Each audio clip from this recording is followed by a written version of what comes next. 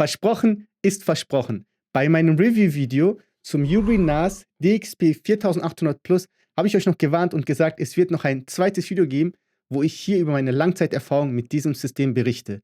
Außerdem sage ich euch, wie viel Geld mir dieses Teil bisher als YouTube-Creator eingespart hat, weil ich ja viel Speicherbedarf habe. Wenn ich schon dieses Video mache, ich hatte schon lange vor, hier das Ganze mit Arbeitsspeicher und einer 2 Terabyte NVMe SSD aufzurüsten. Und das mache ich auch noch in diesem Video und nehme euch dort einfach mit. Darüber hinaus, wenn ich das ganze Teil schon mal aufrüste, dann kann ich doch eigentlich auch meinen Home Assistant von meinem Raspberry Pi 4 und 5 hier auf eine virtuelle Maschine umsteigen. Der Speicherwütige hier vorne ist der Ur. Willkommen beim YouTube-Kanal Smartzeug. Wenn ihr zukünftig solche Videos, solchen Content gar nicht mehr verpassen möchtet, ihr wisst, was zu tun ist, lasst einfach ein Abo da. Ansonsten, Film ab!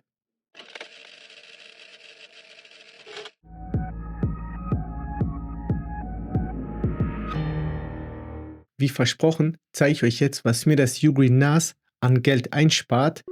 Ich habe hier euch mal den iCloud Plus Speicherplan von Apple geöffnet und ihr könnt sehen, derzeit bin ich beim 2 Terabyte Plan für 9,99 €, aber davor war ich beim 6 Terabyte Plan für 29,99 €. Und auch die 9,99 € fallen demnächst weg, deshalb habe ich euch hier eine ganz einfache Excel mal zusammengestellt von den Kosten und Einsparungen und ich würde mir die 29,99 € komplett einsparen. Natürlich habe ich Stromkosten und ohne PV wären das 10,80 €. Ich bin mit 50 Watt ausgegangen, was hier so im Mittel das Teil verbraucht. Kann auch sein, dass es weniger ist oder mehr. Irgendwo muss man halt hier eine Zahl nehmen. Aber ich habe eine PV-Anlage und eine Batterie. Deshalb bin ich davon ausgegangen, dass ich ein Viertel des Jahres den Strom dazu kaufe, weil im Winter der PV-Strom nicht ausreicht. Und natürlich müssen wir hier und dort mal Sachen austauschen und Sachen erneuern und habe 2 € für Wartung und Verschleiß hier eingegeben. Da können wir sehen, monatlich würde ich 17,19 € einsparen oder mit PV 25,29 €. Aber viel spannender wird es, wenn wir das auf 5 Jahre hochrechnen und nach 5 Jahren, auch ohne PV, hätte sich die DXP 4800 mit 4 Platten, sagen wir mal 4 Terabyte Platten, so als Klassiker, hier schon abbezahlt. Und wenn ihr nur eine NAS habt mit 2 Einschüben, seid ihr schon nach 3 Jahren ohne PV auf einem grünen Nenner, mit PV oder BKW natürlich deutlich schneller. Und nach 10 Jahren kommen da echt heftige Zahlen dabei raus. Und jetzt darf man eins nicht vergessen, wenn ihr auf dem NAS noch weitere Funktionen nutzt, zum Beispiel Home Assistant, könnt ihr auch das Raspberry Pi sparen und den Strom von Raspberry Pi. Und was sagt ihr jetzt hier zu den ganzen Kosten und Einsparungen? Seid ihr damit einverstanden oder seht ihr das anders? Schreibt mir das gern unten in die Kommentare.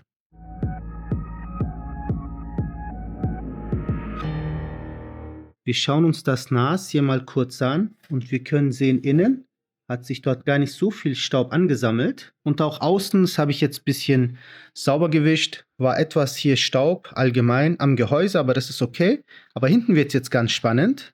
Haben wir diesen magnetischen Filter und da können wir schon sehen, dass sich etwas Staub hier angesammelt hat, aber das ist auch gut so. Jetzt nehme ich das Ganze mal ab. Und da können wir zum einen, dass hier gut Staub sich angesammelt hat, aber das ist gut. Das wollen wir erreichen. Aber ganz spannend ist, am Lüfter selbst, hier drin, ist gar kein Staub zu sehen. Also von daher scheint das Ganze hier seine Wirkung zu entfalten.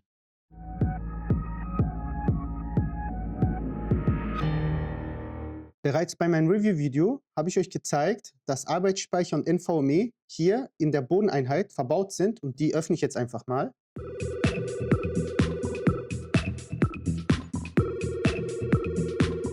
Und da können wir auch schon sehr gut sehen, wie bereits der 8 GB Arbeitsspeicher hier verbaut ist und verbauen hier eine SSD rein und für die Zukunft hätte ich dann sogar noch einen Steckplatz frei. Jetzt gibt es eine kritische Sache und zwar, welche Sachen darf ich denn eigentlich hier verbauen? Ich habe hier Sachen von Kingston und hier was von Samsung. Ich packe euch die Links, was ich hier benutze, unten in die Beschreibungsbox, dann müsst ihr nicht ewig suchen. Aber es gibt auch eine Liste von Ugreen, welche Sachen allgemein hier von diesem Gerät unterstützt werden und dann könnt ihr euch auch andere Hersteller aussuchen, andere Größen aussuchen, so dass es für euch passt. Jetzt bauen wir erstmal den alten Arbeitsspeicher aus und da gibt es einen ganz einfachen Trick, einfach links und rechts diese Halterung etwas zur Seite schieben, dann seht ihr schon, kommt euch hier der Arbeitsspeicher entgegen. Den könnt ihr zur Seite legen, vielleicht braucht ihr den für die Zukunft, wenn die zweimal kaputt gehen, kann ja passieren, habt ihr dann immer noch einen als Ersatz.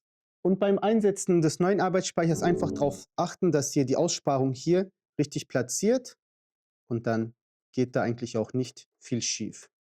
So, ihr seht, den ersten habe ich schon drin und wenn ich den jetzt leicht so nach unten drücke, dann haften auch diese 2 Klammern direkt ein und der Arbeitsspeicher ist hiermit erfolgreich eingesetzt. Und wenn wir direkt in der Übung sind, setzen wir auch direkt den zweiten Arbeitsspeicher hier ein und dann drücken ganz leicht nach unten und ihr seht, die Klammern haben auch hier direkt gegriffen und das Teil ist auch erfolgreich eingesetzt. Bei der NVMe SSD müsst ihr hier diese Schrauben einmal lockern. Auch hier gibt es eine Aussparung, auf die zu achten ist und die ist hier auf der linken Seite. Dann könnt ihr das Ganze hier so einsetzen, dann leicht nach unten drücken und dann die Schraube hier wieder festmachen. Wenn ihr Werkzeug habt, das die Schrauben magnetisch halten, ist das hier bei diesem Vorhaben zu eurem Vorteil. Auch hier bitte nicht zu fest drücken, ganz leicht, dass es einfach nur an Ort und Stelle ist. Und das war's. Somit sind wir hier fertig und können das Ganze hier wieder einsetzen, hier wieder verschrauben. A few moments later. Der Arbeitsspeicher sollte vom NAS automatisch erkannt werden, aber für die SSD müssen wir quasi ein eigenes Volume hier herstellen und das machen wir gleich. Ich packe jetzt hier meine HDDs wieder rein und schließe das Ganze mit dem Netzteil an und schalte das dann ein.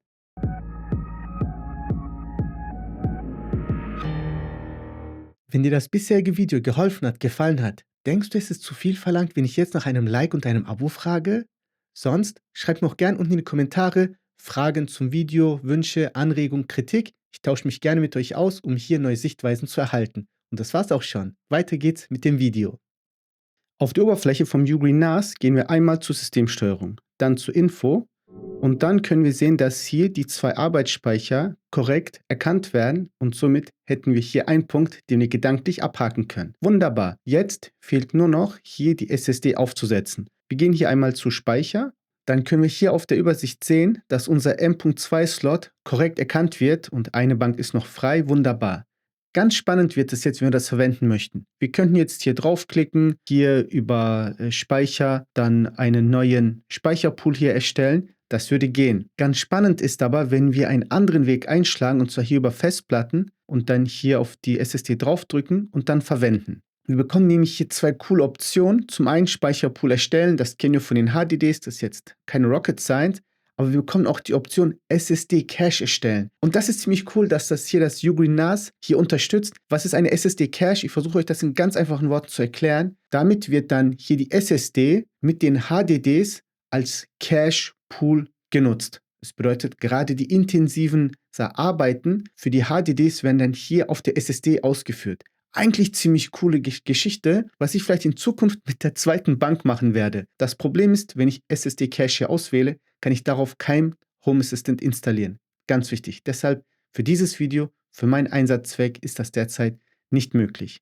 Deshalb machen wir Speicherpool erstellen, landen dann hier auf dieser Übersicht. Die kennen wir schon damals, als wir die HDDs hier erstellt haben. Können dann auch einen Festplattentest machen oder nicht, ist euch überlassen. Können wir hier nochmal sagen, okay, wie viel Speicher möchten wir hier diesem Volumen zuweisen, denn eigentlich braucht ja mein Home Assistant nicht die gesamten, ich runde jetzt mal auf, 2 Terabyte Speicher. Einem Home Assistant würden auch, sagen wir mal, 100 Gigabyte, 200 Gigabyte reichen, also in meinem Fall. Andere, wo dann dort das als Media Player exzessiv nutzen, natürlich nicht. Bitte steinigt mich nicht dafür. Deshalb nehme ich jetzt hier 350 Gigabyte, das sollte mir auf jeden Fall reichen. Ich nehme BTRFS, um auch die Möglichkeit zu haben, Snapshots zu erstellen. Das schadet auf jeden Fall nicht. Hat man noch eine andere Möglichkeit, hier sein Home Assistant zu sichern und dann drücke ich einfach auf Weiter. Dann haben wir hier nochmal eine finale Übersicht und drücken dann auf Erstellen. Natürlich müssen wir die SSD einmal formatieren, das ist okay. Und somit ist auch schon unser zweiter Speicherpool hier erstellt.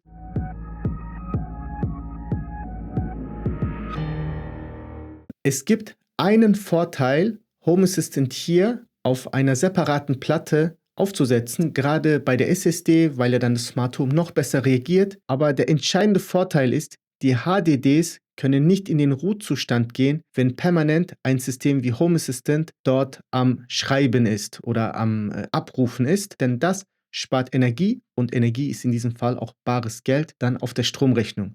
Also behaltet das im Hinterkopf. Jetzt kommen wir zu meinem Lieblingsteil und zwar installieren wir auf einer virtuellen Maschine ein Home Assistant. Dazu braucht ihr die App Virtuelle Maschine. Wenn ihr das noch nicht habt, hier einfach Virtuelle Maschine einmal herunterladen und das war's. Wir gehen hier in die VM rein und kurzer Disclaimer an dieser Stelle. Die Inspiration, Home Assistant auf einer virtuellen Maschine hier auf dem Ugreen NAS zu installieren, habe ich von meinem YouTube-Kollegen Daniel vom Kanal Smart Home Yourself. Schaut euch gerne auch sein Ugreen NAS Video an. Dann seht ihr mehr oder weniger auch, wie er das hier in Home Assistant aufsetzt. Ich mache das jetzt hier mit meinem Video. Er hat nämlich in seinem Video für eine HDD gemacht, um das schnell aufzusetzen. Ich setze das hier auf eine SSD ein, weil das einen weiteren Vorteil hat. Bevor wir jetzt hier mit der virtuellen Maschine direkt loslegen, springen wir hier einmal in die Verwaltung und gehen hier bei Volume rein. Denn hier kommt der Hinweis, alle VMs werden auf dem folgenden Volume gespeichert und wählen dann hier Volume 2 aus, was in meinem Fall die SSD ist, und drücken dann auf Fertig. So sieht das schon wunderbar aus. Jetzt geht es darum, die VM aufzusetzen und dafür brauchen wir die Software von Home Assistant. Keine Sorge, ich lade mir das jetzt hier schnell manuell runter. Für euch packe ich euch den Link unten in die Beschreibungsbox, dann könnt ihr euch ganz entspannt zurücklehnen und hier das Video erstmal genießen.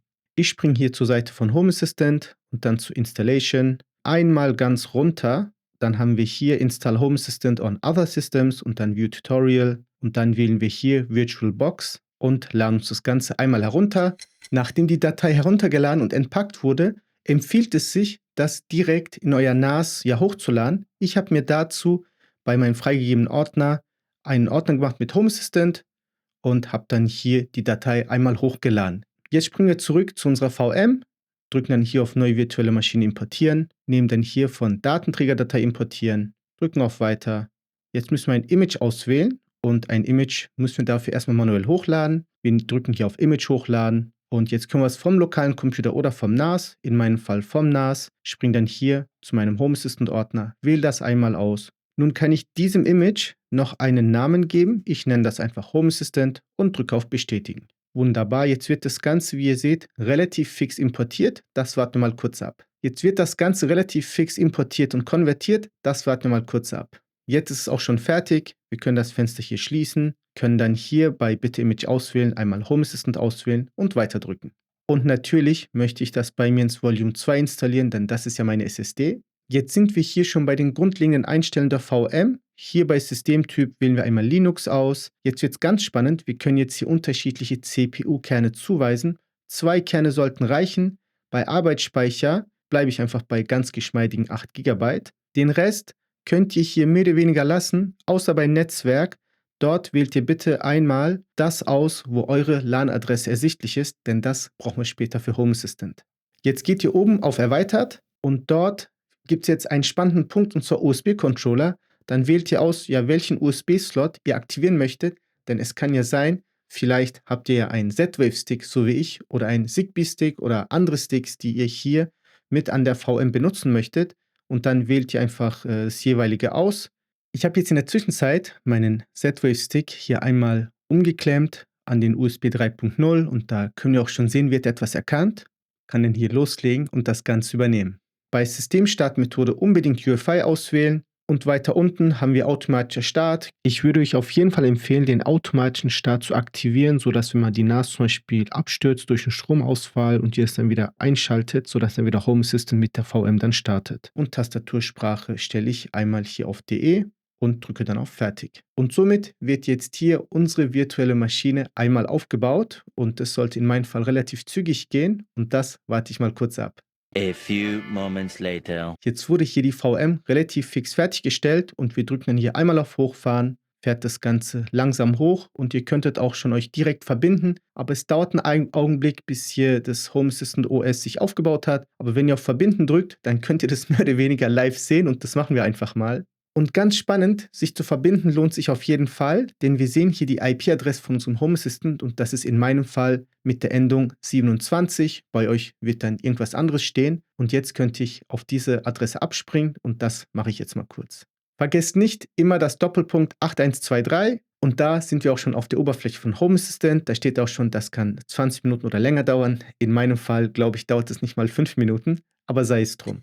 Das Home Assistant ist jetzt fertig. Ich kann jetzt mein Smart Home erstellen und dann komme ich hier in den Startprozess von Home Assistant und kann dann hier meine Konfiguration machen, die Anfangskonfiguration. Aber in meinem Fall macht es viel mehr Sinn, hier ein Backup hochzuladen und das mache ich jetzt. Much later. Und da sind wir nun beim Anmeldescreen.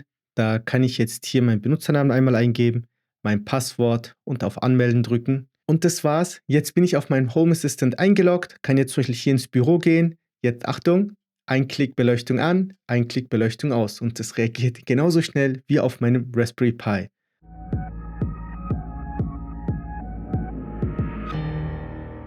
Jetzt gibt es noch einen Punkt, den wir einstellen müssen, damit wir im Home Assistant auch unser Ugreen NAS hier beispielhaft auch als Netzwerkspeicher nutzen können.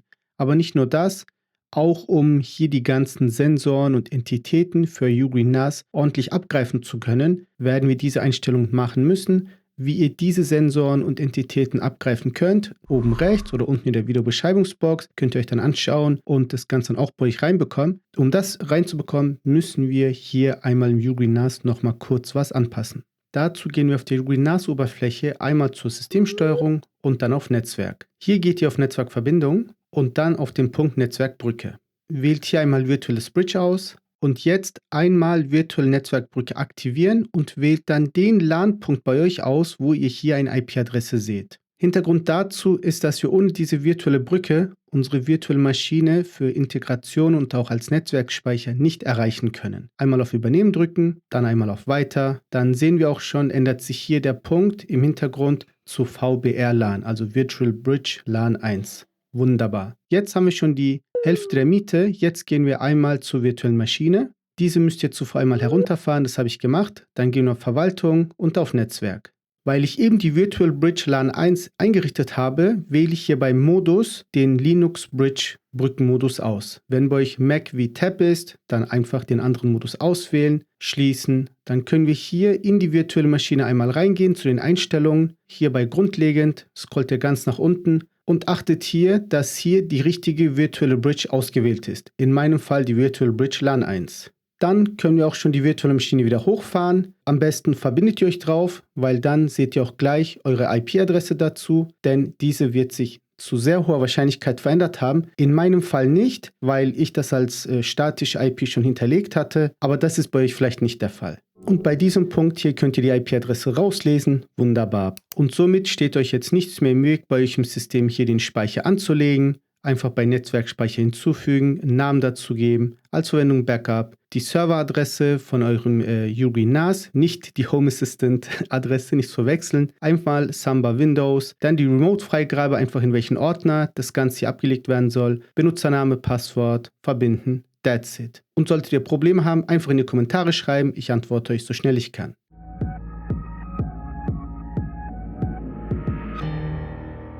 Ein richtig cooler positiver Aspekt hier bei der Nutzung der VM ist, dass wir nicht nur die interne Backup-Funktion von Home Assistant nutzen können. Wenn ihr es als BTRFS aufgesetzt habt, dann könnt ihr nun hier oben rechts zu Schnappschussverwaltung gehen und könnt jetzt Snapshots erstellen. Das ist einfach eine weitere Möglichkeit, hier sein Home Assistant nochmal auf eine andere Art und Weise hier zu sichern. Und ein weiterer Vorteil wäre auch noch, dass ich weitere VMs aufsetzen könnte mit einem Test Home Assistant und einem produktiven Home Assistant. Schreibt mir doch mal gern unten in die Kommentare, ob euer Home Assistant bereits auf einer virtuellen Maschine ist oder ob ihr das anderweitig nutzt. Da bin ich mal total gespannt. Ja, das war's auch schon. Wir sind nun am Ende des Videos angekommen und lasst uns nun ein kurzes Fazit ziehen. Mittlerweile habe ich das Ugreen NAS ja über 3-4 Monate in Nutzung und es macht mir einfach sehr viel Spaß. Die Migration ist abgeschlossen von meinen ganzen Cloud-Dateien zum NAS. Außerdem habe ich jetzt viel mehr Potenzial hier auf dem NAS zu machen, vor allem jetzt mit der Erweiterung des Arbeitsspeichers und mit dem Hinzufügen einer SSD. Und ein ganz spannender Punkt ist ja, dass ich jetzt viel mehr Möglichkeiten habe mit Home Assistant auf der virtuellen Maschine, weil ich nicht nur die internen Backups von Home Assistant selbst nutzen kann, ich kann auch die Snapshot-Funktion vom Ugreen NAS nutzen und auch multiple VMs mehr erstellen mit einem Test-VM und mit einem produktiven VM. Und das geht viel einfacher, als sich jetzt mehrere Raspberry Pis zu kaufen. Wenn euch das Video geholfen hat, das Ganze hier noch besser zu verstehen mit der Speichererweiterung, mit dem Geldsparen, mit Home Assistant auf einer VM und auch die Geschichte mit USB, wo ich euch dann nochmal gezeigt habe, wie das mit einem Z-Wave-Stick beispielhaft geht. Über ein Like würde ich mich riesig freuen. Gerne auch hypen, wenn ihr das Ganze auf eurem Smartphone in der YouTube-App schaut. Gerne auch teilen, kommentieren. Ich freue mich über alles, es war sehr viel Arbeit und ich hoffe, ihr wisst das somit wertzuschätzen. Ich bedanke mich, dass ihr eingeschaltet habt. Hoffe, ihr schaltet auch das nächste Mal rein. Bleibt mir gesund, habt eine gute Zeit. Macht's gut. Ciao.